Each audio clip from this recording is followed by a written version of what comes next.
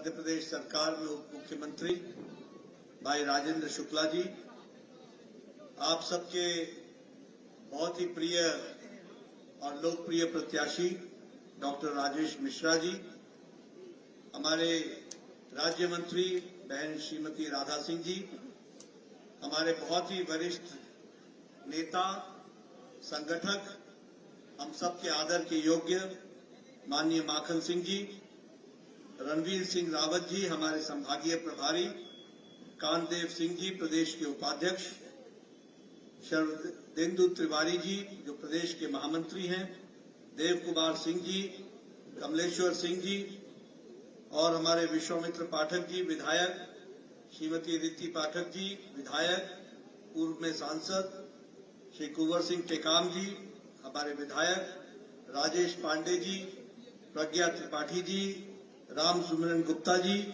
के तिवारी जी, राजेंद्र मिश्राम जी, शरद कोल जी, राम निवास शाह जी, सम्मानित मंच और इतनी बड़ी संख्या में एकत्र आए देवी और सज्जनों, बड़ी संख्या में मेरी माताएं बहनें और बड़ी संख्या में युवा साथी और प्रिंट मीडिया और इलेक्ट्रॉनिक मीडिया के मेरे साथी, आज जब मैं यहां चुनाव की सभा में आया हूं तो आप सब लोगों का उत्साह देख करके मैं भी उत्साहित हूं। जो उमंग मैं देख रहा हूं, जो उत्साह मैं देख रहा हूं और जो आप लोगों ने एक तरीके से राजेश मिश्रा जी को चुनाव में विजय हासिल करने का जो मन बना लिया है, उस उत्साह को देख करके मुझे विश्वास हो रहा है कि आप सब लोग आगे आकर इस बार फिर मोदी सरकार बनाएंगे और 400 पार करेंगे, ये बात नहीं। लेकिन मित्रों, जब मुझे यहां सीडी में आकर आप लोगों के दर्शन करने का मौका मिलता है तो मुझे एक बात और भी याद आती है कि ये दिल्ली में बैठे हुए परिवार के लोग, फिर चाहे माता जी हो, चाहे बेटा हो, चाहे बेटी हो, इनको क्या समझ में आएगा कि भारत का मन क्या है और भारत का मूड क्या है और भारत ने किस तरीके से मन बना लिया। मुझे याद है 4 महीने पहले मैं यहां आया था, चुनाव में रीवा में आया था और सारे मध्य प्रदेश में घूमा था। उस समय मुझे साफ दिखता था कि एमपी के मन में मोदी है और मोदी के मन में एमपी है, और आज भी मुझे दिख रहा है कि एमपी के मन में और देश के मन में मोदी है और मोदी के मन में देश है और एमपी है। ये हमको ध्यान रखना है। मित्रों, ये बहुत बड़ी बात है कि चाहे हम गुजरात की बात करें जहां हम 30 साल से सरकार में हैं, फिर चाहे हम मध्य प्रदेश की बात करें जहां हम 20 साल से अधिक सरकार में हैं। अभी अभी आपने हमारे विधायक जी बता रहे थे यहां के प्रत्याशी के बारे में कि वो लड़ रहे हैं लोकसभा विधानसभा, जीते नहीं, ऐसी परिस्थिति में चुनाव लड़ रहे हैं। लेकिन कुल मिलाकर के एक बात सामने आई है जो आप लोगों को भी ध्यान में रखना चाहिए। पहले राजनीति होती थी लोगों को बांट करके। कांग्रेस पार्टी ने लंबे समय तक भाई को भाई से बांटा। तुम नदी के इस पार का कैंडिडेट है कि नदी के इस पार का कैंडिडेट है, अगड़ा है कि पिछड़ा है, हमारे बिरादरी का है कि किसी और बिरादरी का है, और वोट बैंक की पॉलिटिक्स की, वोट बैंक की पॉलिटिक्स।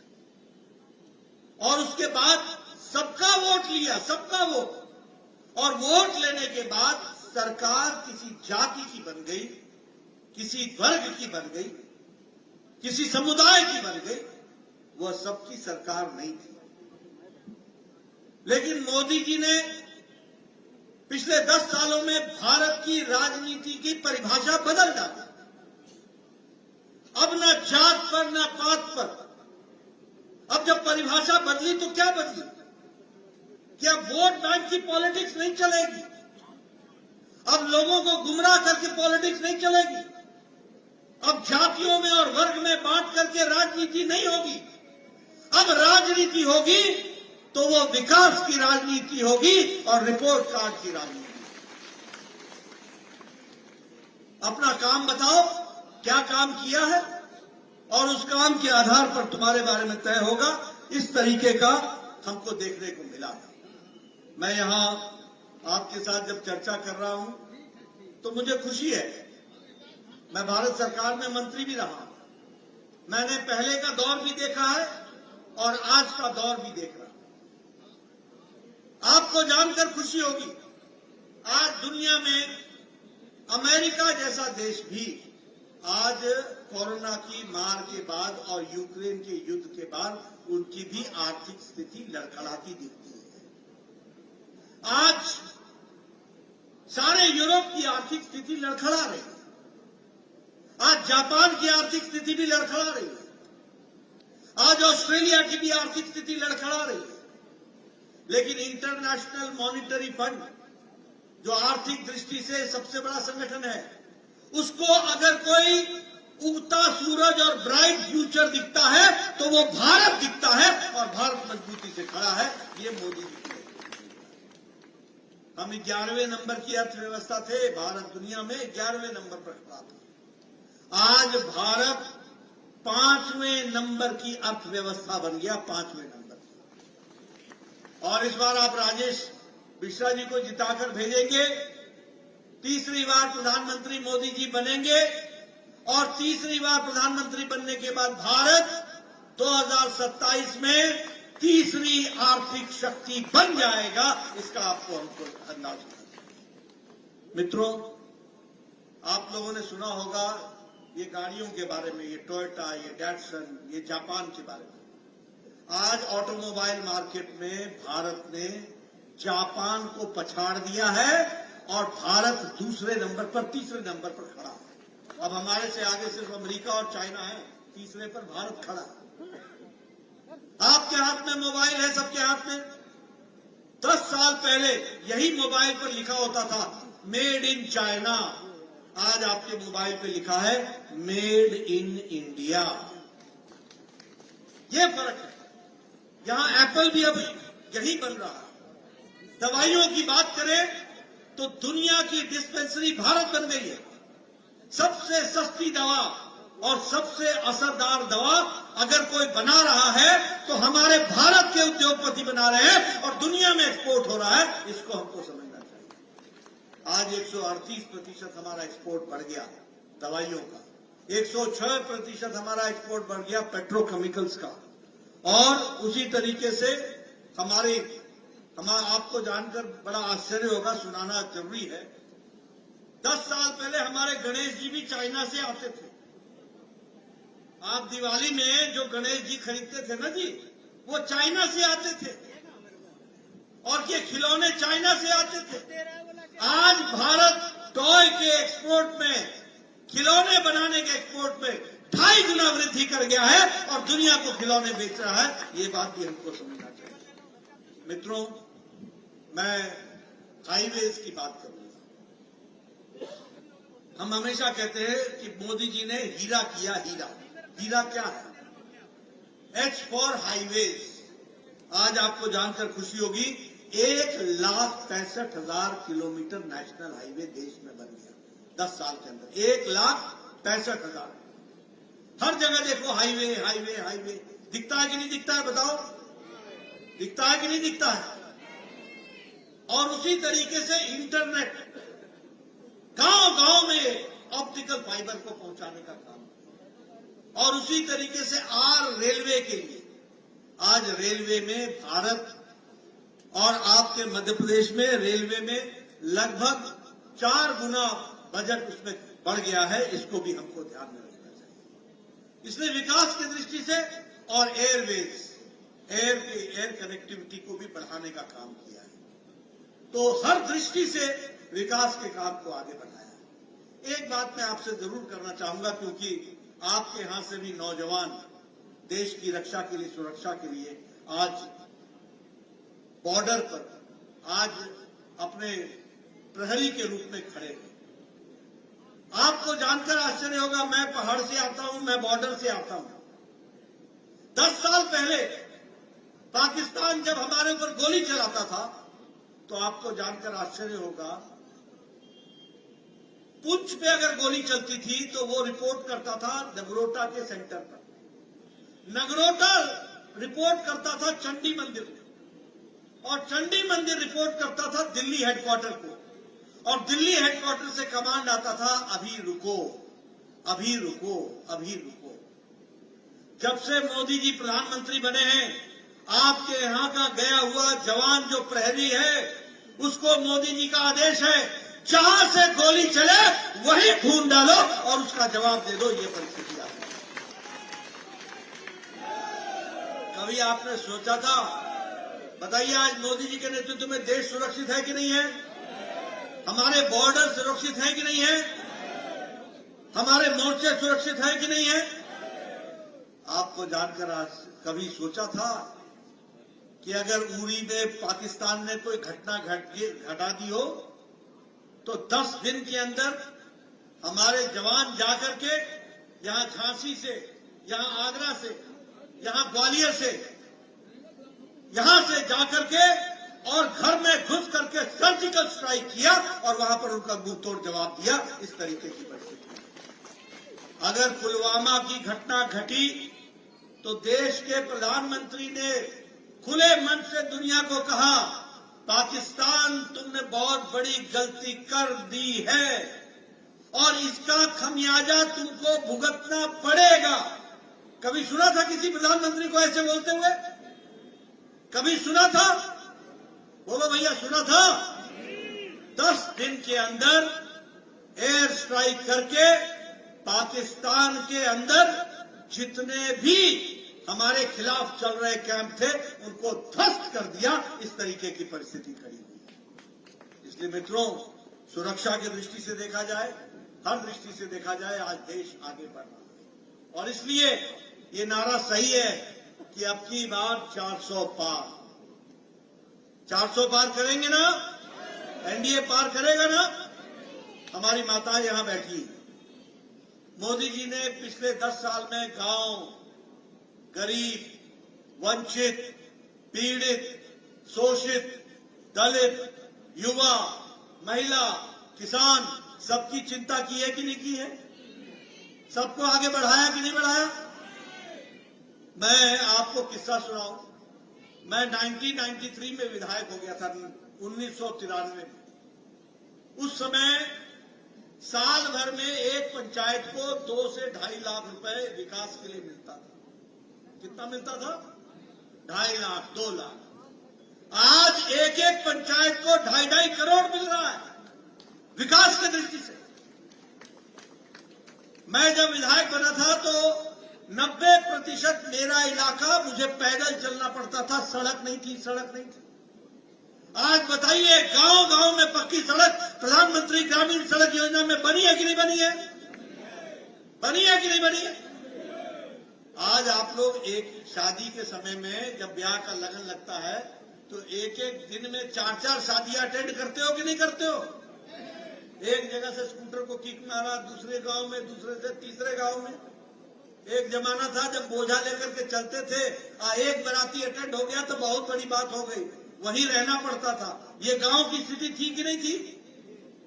आज बदल गया गांव, की नहीं बदला? उसी तरीके से अगर देखिए, हमारी बहनें बैठी हैं, ये लकड़ी काटने के लिए जंगल में जाती थी, 5 बजे सुबह उठती थी, जंगल से लकड़ी काट के लाती थी, चूल्हा जलाती थी। अब मेरे गांव में तो आपके यहां पता नहीं क्या बोलते हैं, हमारे यहां उसको फूकनी बोलते हैं, फूकनी।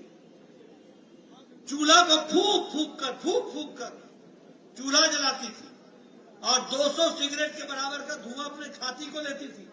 आंखों से पानी निकल जाता था, तब जाकर के चाय बनती थी।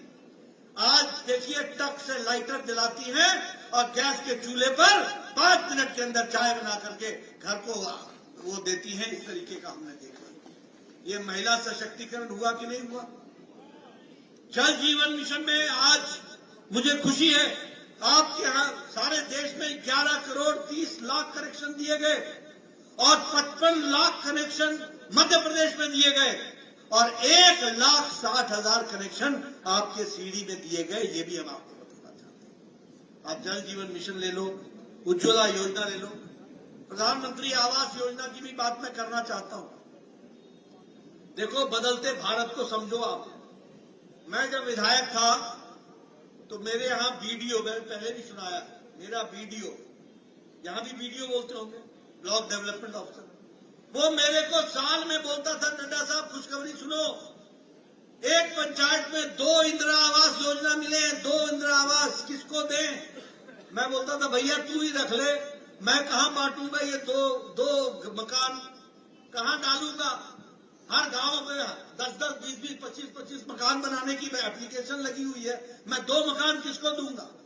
आज प्रधानमंत्री आवास योजना में 4 करोड़ पक्के मकान बन गए, इस बात को भी याद रखें। और जब मैं 4 करोड़ की बात करता हूं तो उस मकान में 2 कमरे, साथ में रसोई, साथ में शौचालय, ये व्यवस्था के साथ वह पक्के मकान आपको दिए गए। और मैं अगर यहां की बात करूं तो मध्य प्रदेश में 47 लाख पक्के मकान बने हैं और सीडी में 2,30,000 मकान बने हैं। आप बताइए ये अंतर आया कि नहीं आया?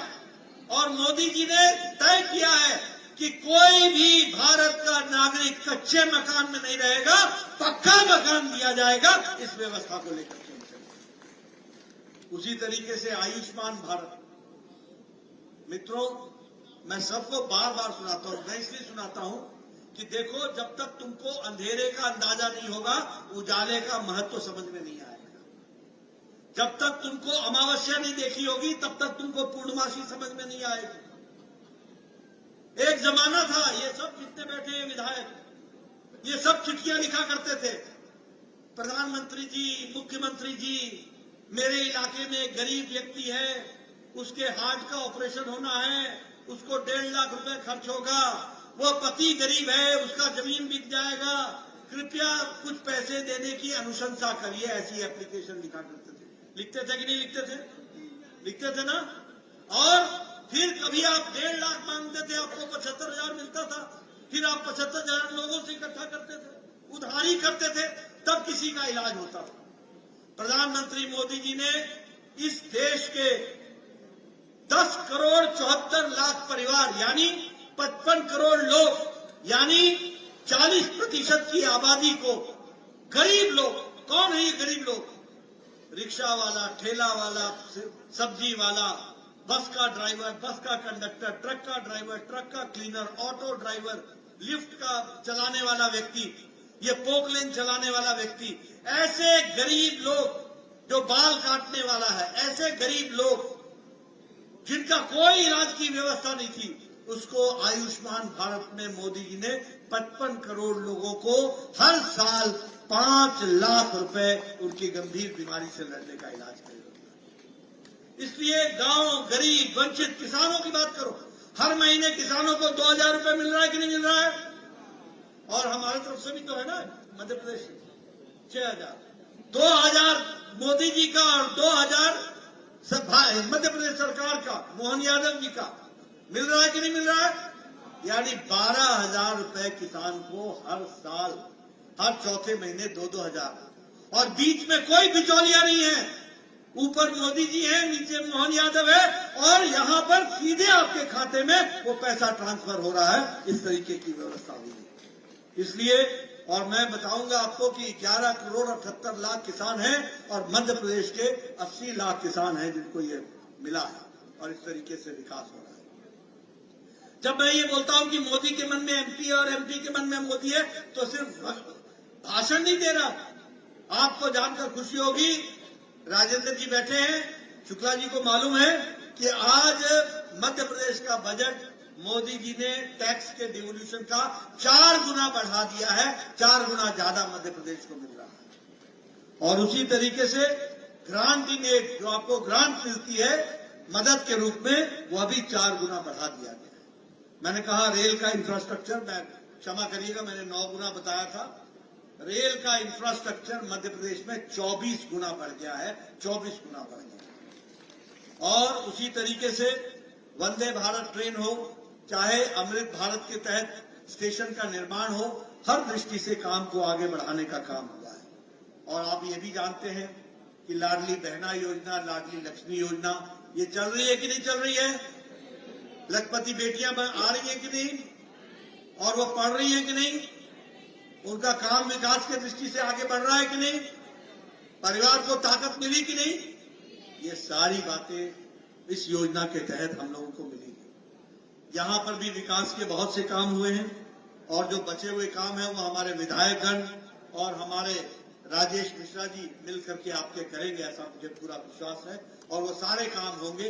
अभी अभी राजेंद्र शुक्ला जी ने बताया कि कोड ऑफ कंडक्ट लगने के पहले 1000 करोड़ रुपए का सिंचाई की योजना आपके इलाके के लिए पारित कर दी। 1000 करोड़, आप समझिए 1000 करोड़ में कितना विकास होगा और कैसे किसानों के खेतों में हरियाली पहुंचेगी, इसकी भी हमको चिंता करनी चाहिए। एक तरफ मैंने आपको ये कहानी बताई, जिस कहानी में विकास में मोदी जी का योगदान, हमारे मोहन जी का योगदान, राजेंद्र शुक्ला जी का योगदान, हमारे विधायक महोदय का योगदान, ये सारी बातें आपके सामने में रखी। लेकिन आपने देखा होगा कि ये दिल्ली में बैठे हुए कुछ हमारे विपक्षी नेता, ये जो घमंडिया गठबंधन है, ये जो इंडी अलायंस है, ये बौखला गए हैं। इनको हार सामने निश्चित दिख रही है।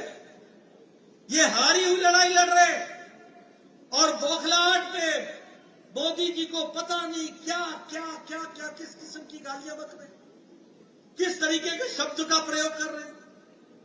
कल मीसा भारती ने यह कह दिया कि हमारी सरकार आएगी तो मोदी जी को जेल भेज देगी।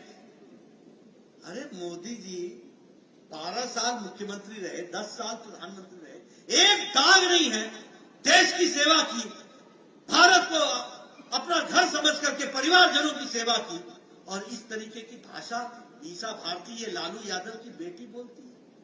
आप बताइए लालू यादव बेल पर है कि नहीं है? बोलो भैया, बेल पर है कि नहीं है? आप बताइए राबड़ी देवी बेल पर है कि नहीं है?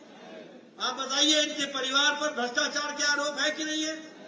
जमीन के बदले नौकरी का घोटाला किया कि नहीं किया? मवेशी का चारा खा गए कि नहीं खा गए? ऐसे लोग इस तरीके की भाषा बोले ऐसी भाषा मंजूर है क्या? सारा देश मोदी जी के साथ खड़ा है ना?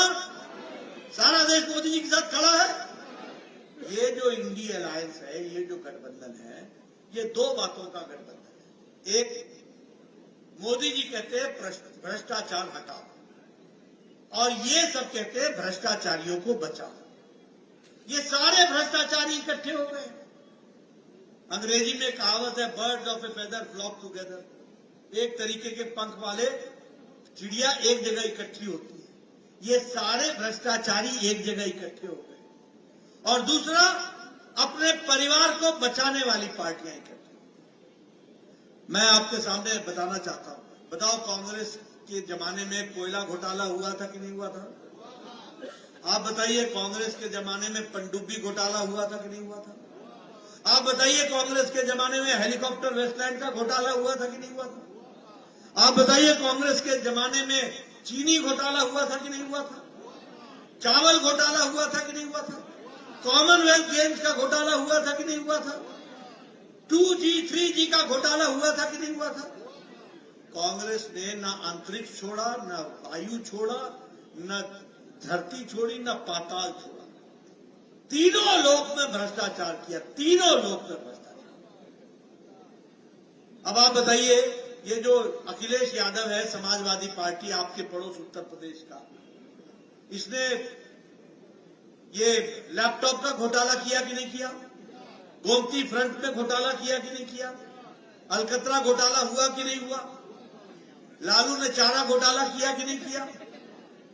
आप बताइए ममता के मंत्रियों ने टीचर की भर्ती में घोटाला किया कि नहीं किया? राजस्थान की गहलोत की सरकार थी तो भर्ती घोटाला हुआ था कि नहीं हुआ था? आप बताइए ये हमारे केसीआर, केटीआर, इन्होंने शराब का घोटाला किया कि नहीं किया? आप बताइए केजरीवाल ने शराब का घोटाला किया कि नहीं किया? दवाई का घोटाला किया कि नहीं किया? ये सब गठबंधन जितने भी हैं, ये सारे, ये जेएमएम ने लैंड का घोटाला किया, जमीन का घोटाला किया कि नहीं किया? आप बताइए, राहुल गांधी बेल पर है कि नहीं है? सोनिया गांधी बेल पर है कि नहीं है? आप बताइए, पी चिदम्बरम बेल पर है कि नहीं है? आप बताइए, उसका बेटा कार्तिक चिदम्बरम बेल पर है कि नहीं है? आप बताइए, लालू बेल पर है कि नहीं है? आप बताइए, संजय सिंह बेल पर है कि नहीं है? आप बताइए, डीएमके के लीडर बेल पर है कि नहीं है? आप बताइए, ममता के मंत्री बेल पर है कि नहीं है? और आप बताइए, ये केजरीवाल जेल में है कि नहीं है? मनीष सिसोदिया जेल में है कि नहीं है? सत्येंद्र जैन जेल में है कि नहीं है? ये समाजवादी पार्टी का आजम खान जेल में है कि नहीं है? ये आधे लीडर या तो बेल पर हैं या जेल में। बताइए, ऐसों को सरकार देनी है क्या? ऐसों को आगे लाना है क्या? ये सब भ्रष्टाचारी है कि नहीं है? परिवार की पार्टियां है कि नहीं है?